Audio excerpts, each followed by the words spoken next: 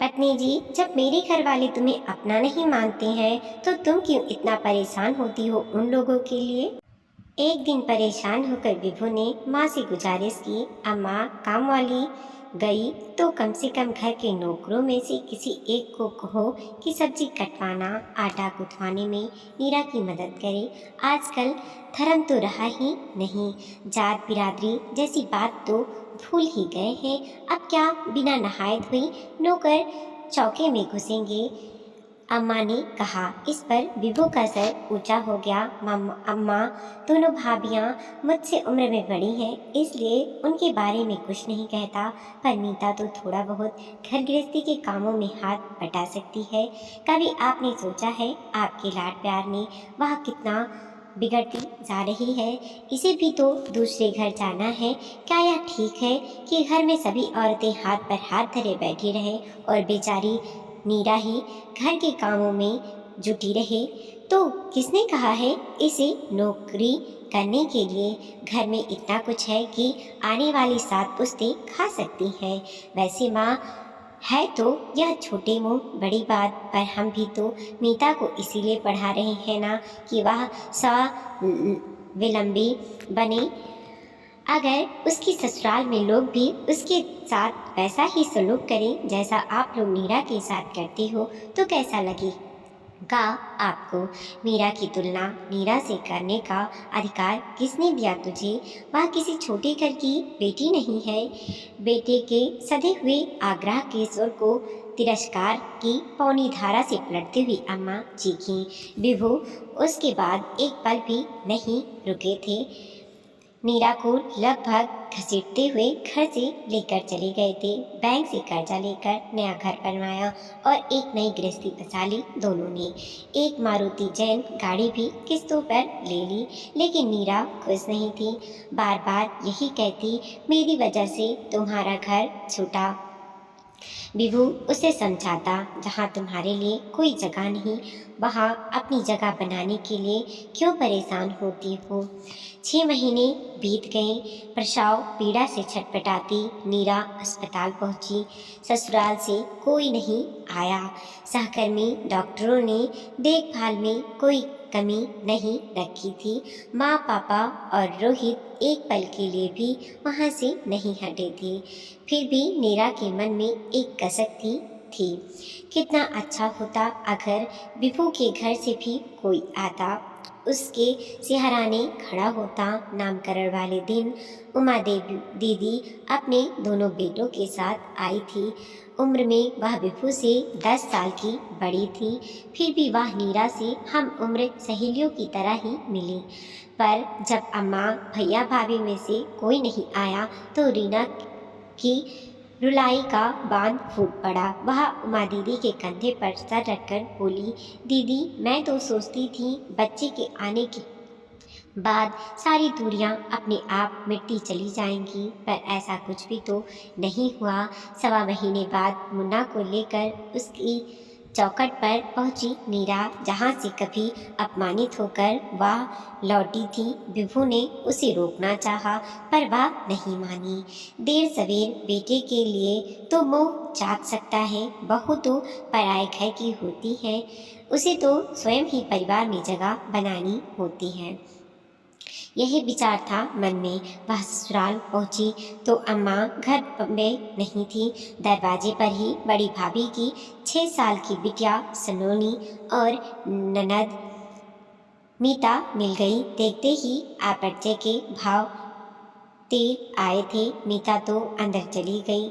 सोनाली वहीं खड़ी नीरा का चेहरा ताकने लगी।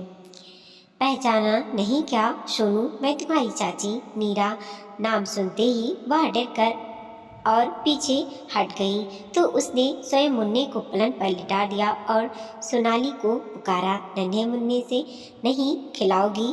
सोनाली अब सहज होकर मुस्कुराने लगी थी। मुन्ने को सोनाली के पास लिटा कर नीरा पूरे घर का चक्कर लगा आई। पूरा घर बेतरतीब पड़ा था। भाभी पलंग पर लेटी कह रही थी, उन्हें तेज बुखार था। नीरा ने केमिस्ट को फ़ोन कर दवाइयाँ मंगाई। फ्रिज में से ठंडा बर्फ पानी निकाल कर भाभी के माथे पर ठंडी पट्टियाँ रखने लगी। कुछ देर बाद भाभी का बुखार उतरने लगा। नीरा इस बार चौके में जाकर दलिया बना लाई। घर के अन्य सदस्यों के लिए भी सब्जी दाल छौंक दी। अब भी उसे याद था महाराजिम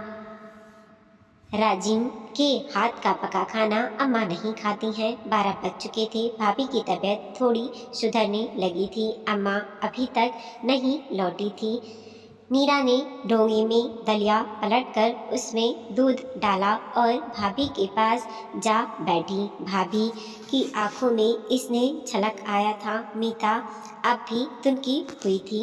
नीरा ने कुरेद कुरेद कर उसकी परीक्षा की तैयारी के बारे में पूछा तो वह सहज हो उठी थी। सोनाली मुन्ने के साथ खेल रही थी। तनाव के बादल छटते जा रहे थे।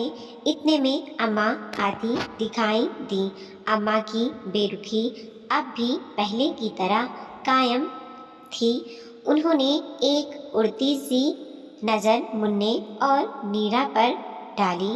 नीरा ने खुद उनकी गोद में मुन्ने को डाल दिया था। उसे अब भी विश्वास था कि स्नेह की आँच से मन में ठोस हुई भावनाओं को पिघलाया जा सकता है। पोते को आशीर्वाद नहीं देंगी। उसने अम्मा की आंखों में झांका। उन्होंने सोने का सिक्का पोते की हथेली पर रख तो दिया, पर वैसा अपनापन अम्मा ने नहीं दिखाया जैसा नीरा चाहती थी। घर लौटने के बाद भी नीरा बार बार बड़ी भाभी का हाल पूछती रही। परहेज और दवाइयों के बारे में भी बताती रही। उसकी सबद भावना के आगे बड़ी भाभी नतमस्तक हो उठी। फोन पर ही सिसक उठी और बोली, नीरा हमें माफ़ कर दो। बड़ी ही बदसलूकी की मैंने तुमसे। भाभी बात कर ही रही थी कि तभी मीता ने फ़ोन छीन लिया था। भाभी मुन्ना कैसा है, भैया कैसे हैं? वहीं बैठी बैठी सबके बारे में पूछती रहोगी या घर आकर मिलोगी भी?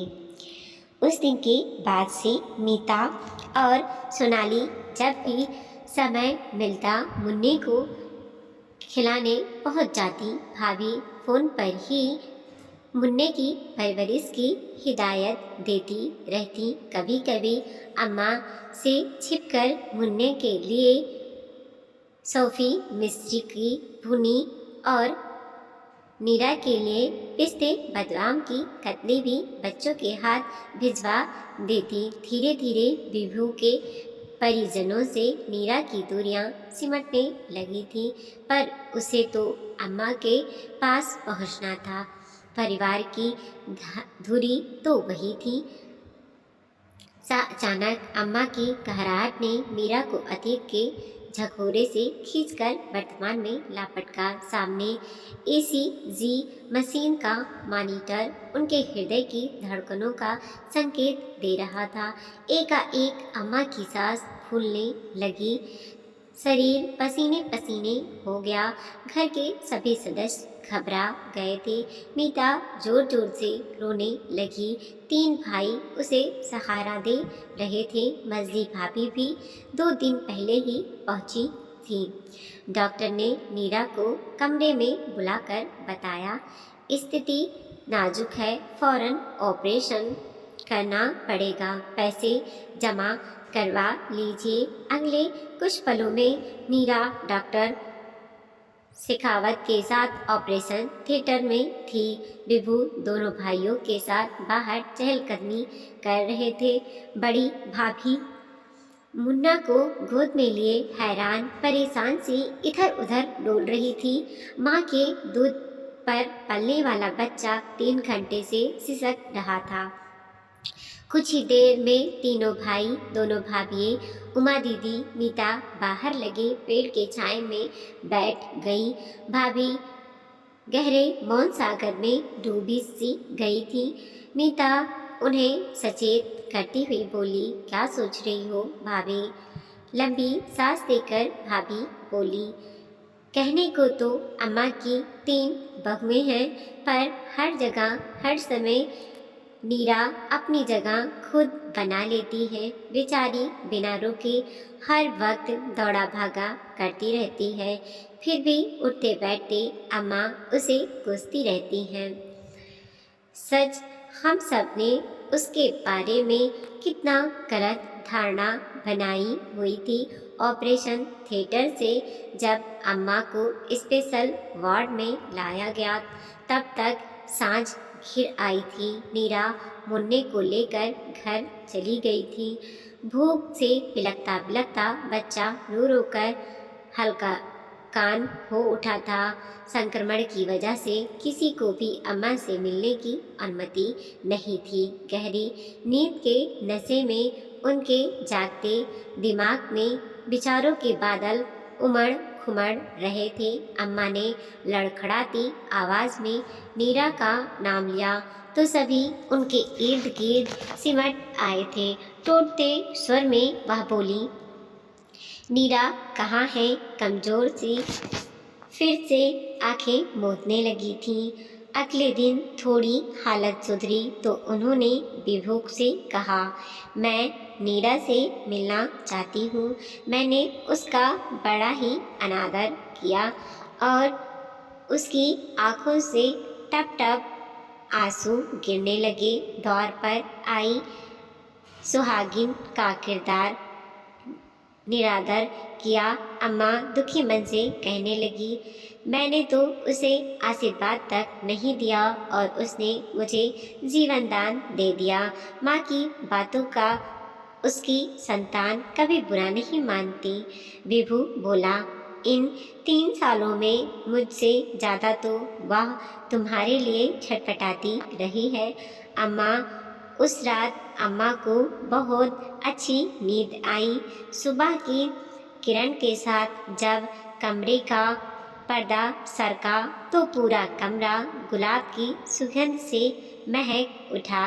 खिड़की के पर्दे सरका कर नीरा ने पूछा, अम्मा अब कैसी हैं? आंखें मूंद कर उन्होंने गर्दन को थोड़ा सा हिलाया, फिर इशारे से उसे अपने पास आकर बैठने को कहा। दिन के उजाले में नीरा के ताजगी भरे चेहरे को अम्मा आपलक निहारती रह गई। सुंदर तो तू पहले से ही थी, माँ बनकर और भी निखर गई। तभी मछली भाभी मुन्ने को लेकर कमरे में आ गई और बोली, दादी को प्रणाम करो। अम्मा उसे आशीर्वाद देती रही, सहलाती रही, मुस्कुराती रही। क्या नाम रखा है? ऐसे कैसे नाम रखते अम्मा? वह तो आपको ही रखना है।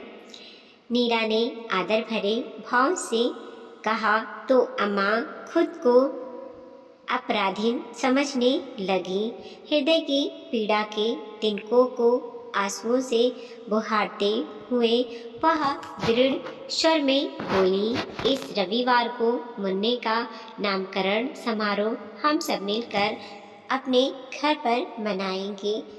जिस चौखट पर तुम अपमानित होकर निकली थी, वहीं पर आशीष पाने के लिए लौटोगी। अम्मा की आंखें नम हो उठी। ना जाने कब आंसू की 2 कतार टपक कर नीरा की हथेलियों पर टपके आंसुओं से मिल गए। नीरा को महसूस हुआ कि ससुराल की दोहरी पर उसने आज पहला कदम रखा है। वीडियो को लाइक कीजिए, कमेंट कीजिए और अपने दोस्तों के साथ ज़रूर शेयर कीजिए। चैनल पे नए हैं प्लीज़ सब्सक्राइब कीजिए और देखते रहिए मोटिवेशनल स्टोरी। मिलते हैं और एक कहानी के साथ।